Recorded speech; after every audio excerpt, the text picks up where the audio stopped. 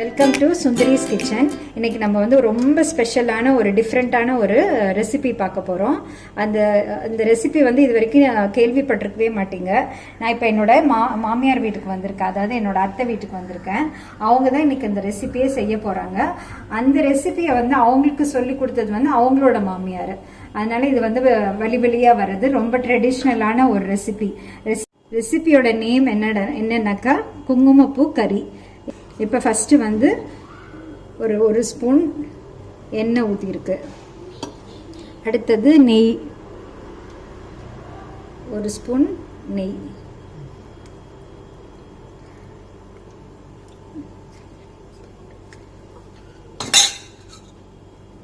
அடுத்தது 2 பிரிஞ்சி இலை, ஒரு 3 பட்டை, 3 கிராம்பு. பொடியாக கட் பண்ணி வச்சுருக்கேன். ஆனியன் போட்டுக்கிறோம். நம்ம பெரிய வெங்காயம்னா கட் பண்ணி வச்சுருக்காங்க, அதை போட்டுக்கிறோம். நம்ம இப்போ வதக்கிக்கிறோம்.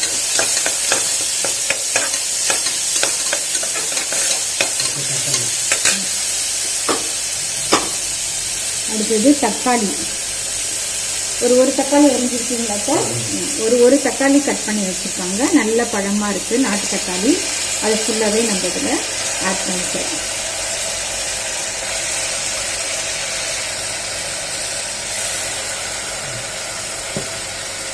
அதையும் நல்லா வதக்கிக்கணும்.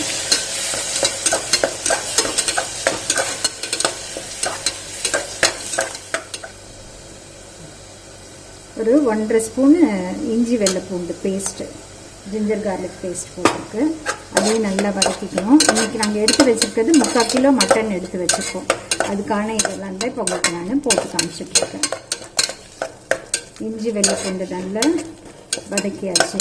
வதக்கிட்டு இப்போ மட்டனை நம்ம சேர்த்துக்கலாம். மட்டன் ஒரு 3/4 கிலோ.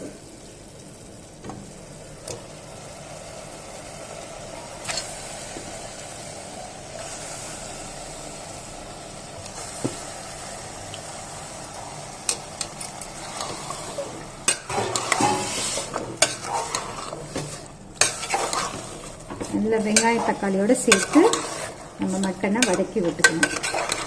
கலர் லைட்டாக சேஞ்ச் ஆகணும். இப்போ மசாலா ஆட் பண்ணிக்கலாம். இந்த 3/4 கிலோ கறிக்கு ஒரு 1/2 ஸ்பூன் மஞ்சத்தூள் போட்டுக்கிறேன். அடுத்தது 1 ஸ்பூன் சோம்புத்தூள்,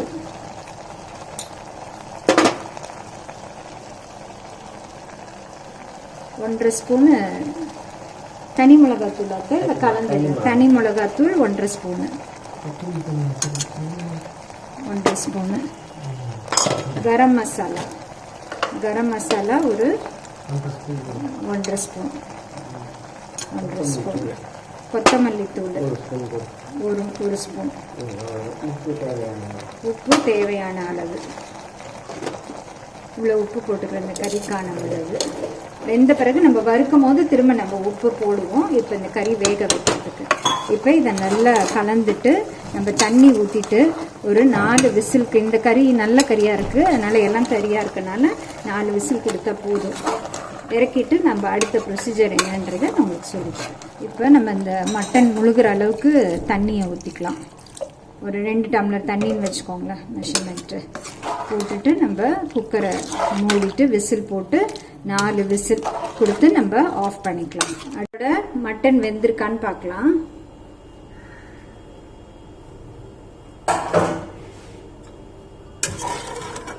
நல்லா வெந்துருச்சு கறி. இப்போ நம்ம இந்த மட்டன் எல்லாம் தனியாக ஒரு பிளேட்டில் எடுத்துட்டு பீசஸை ஒரு லேயராக எடுத்துக்கணும். இது குங்குமப்பூ எப்படி இருக்கும், ஒரு லேயராக அப்படி இருக்கும்ல, அந்த மாதிரி தான் இந்த இதை எடுத்துட்டு நம்ம ஃப்ரை பண்ண போகிறோம். இப்போ அது மாதிரி செஞ்சு பார்க்கலாம். அப்படி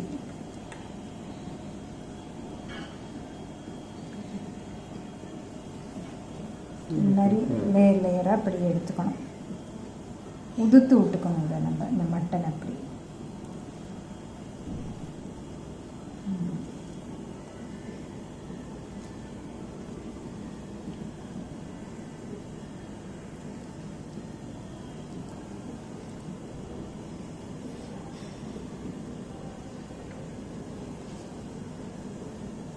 இது மாதிரி உதுத்துக்கணும். இப்போ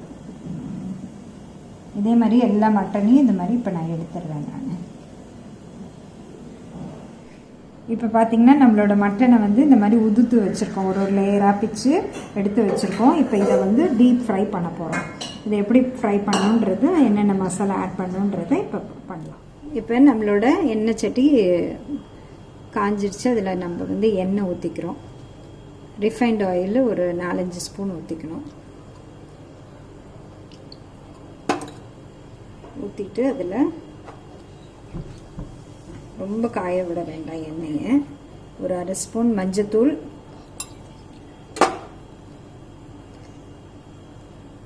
1/2 ஸ்பூன் தனி மிளகாத்தூள்,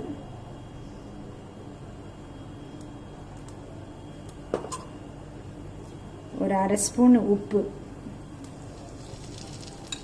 போட்டுட்டு இதை நல்லா கலந்து விட்டுக்கணும். அந்த மசாலாலாம் எண்ணெயில் அப்படியே கலந்துடணும். இப்போ நம்மளுடைய உதுத்து வச்ச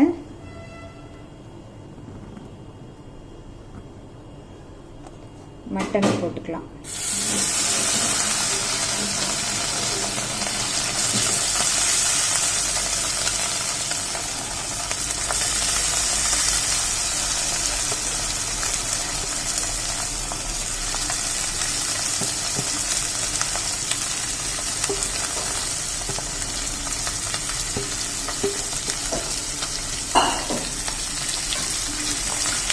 நல்லா அந்த எண்ணெயிலையும் அந்த மசாலாலையும் இந்த மட்டனை நல்லா வதக்கிக்கணும். ஒரு ஸ்பூன் அரிசி மாவு எடுத்து நல்லா ஃபுல்லாக எல்லா பக்கமும் படுற மாதிரி தூவி விட்டுக்கணும். தூவிட்டு திரும்ப நல்லா வறுத்துக்கணும்.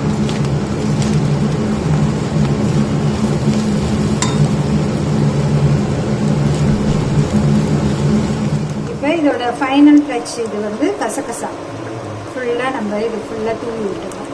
ஒரு ஸ்பூன் கையில் எடுத்துட்டு நல்ல தூவி விட்டுருக்கோம். லாஸ்ட்டாக ஒரு ஸ்பூன் நெய் ஊற்ற சொன்னீங்க எல்லாத்தையும், அது மட்டும் நெய் மட்டும் போடுங்க.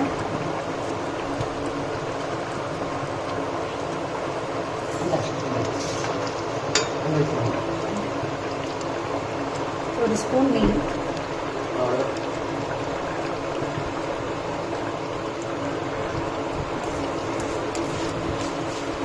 பாருங்க, அப்படியே செமையாக இருக்குது. பார்க்கவே கலர்ஃபுல்லாக இருக்குது, முருன்னு இருக்குது. இது வந்து சாம்பார் சாதம், ரசம் சாதத்துக்கு ரொம்பவே நல்ல காம்பினேஷனாக இருக்கும்னு அத்தை எப்போ பார் சொல்லிகிட்டே இருப்பாங்க.